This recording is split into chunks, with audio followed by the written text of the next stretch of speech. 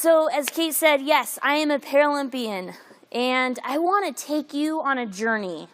I want to have you put on your imagination cap and come with me to the very top of a beautiful mountain covered in snow.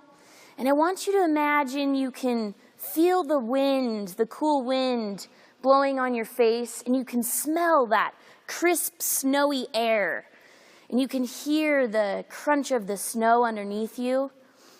And you just close your eyes and you're just taking it all in. And then you open your eyes and you look around and you see all these athletes with different uniforms on, representing all their countries.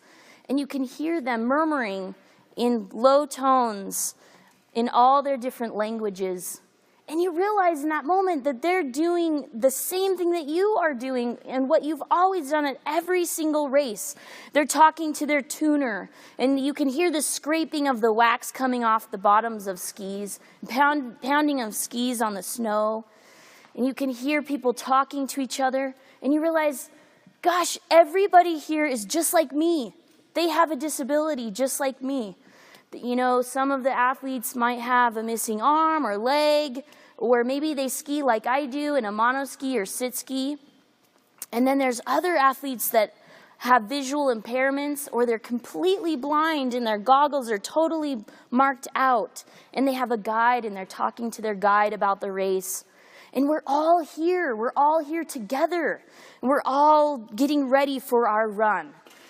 And then I realize at the same time that there's something else that brings us all here together. Not just that we have a disability, but because we're athletes, because we're competitors, and we're all here to do something outrageously cool, and that's compete in the Paralympics.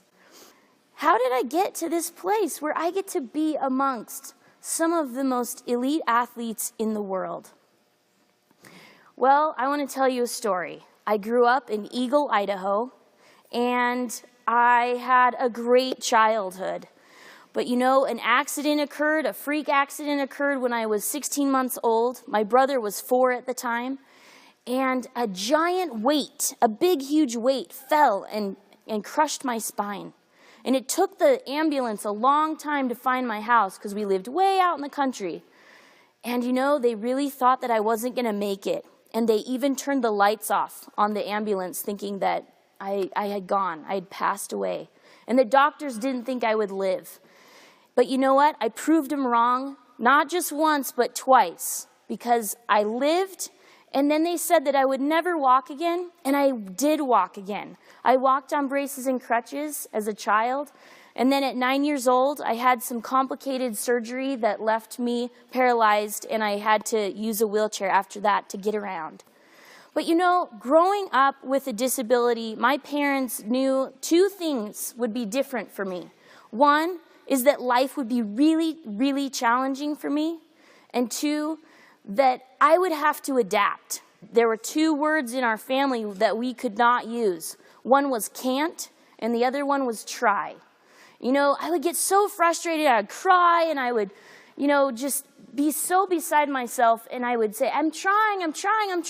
Or I would say, I can't do it, I can't climb that tree. And my dad would say to me, you either can or you choose not to. There's no can't in this household. So I could.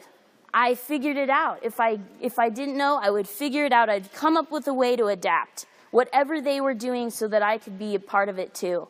And the other word was try, and I would say, I'm trying, Mom, I'm trying.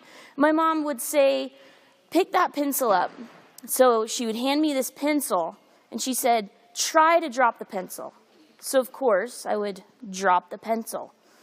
And then she would say, nope, that's not trying, you're not trying hard enough. So she'd hand me the pencil again, and she'd say, try to drop the pencil. And I would drop the pencil. Right? That's what you would do. She said, nope, that is not trying. That is doing. You either do or you do not. Those are the only 2 options. So that's the kind of household that I grew up in.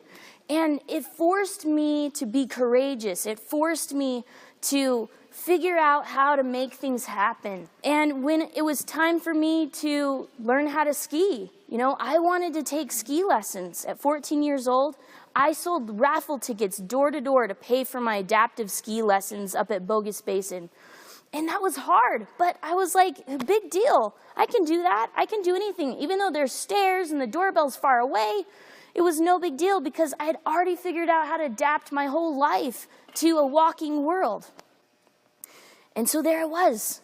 There I was again on the top of that mountain, and it was almost my turn. And then I hear the beep, beep, beep, beep, and it's my turn. I go out of the starting gate onto that run, and I realize it's just me. It's just me out there. I did it. I made it. And there I was just skiing so free and just going as fast as I could down the downhill, just loving it. The sun's beating on me. And in that moment, all the disability melted away. All the fears that I had, everything melted away. And then I crossed the finish line. And from that moment on, I would forever be a Paralympian. From the start to the finish was only about a minute and a half. But that was enough time to make me a Paralympic athlete. So how did I do it? How did I get there?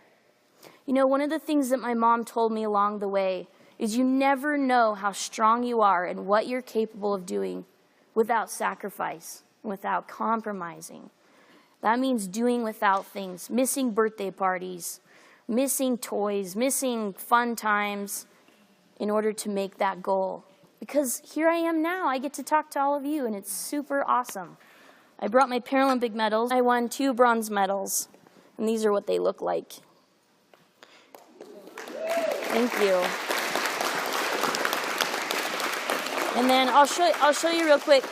I went on after that and won the World Cup overall. This is my World Cup overall medal, and then I have a big globe at home.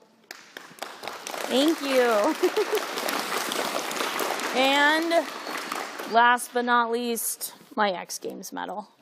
I won silver. Can you drive? I can, yes. How?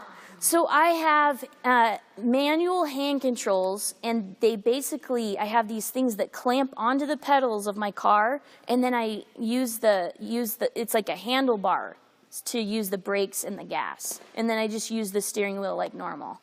Yeah. Okay, in the cute bird pajamas. How do you lift up your wheelchair when you go over that horn? Oh, that's a good question. Okay, let me show you. You know, I love this because the Paralympics are an awesome opportunity to talk about disability.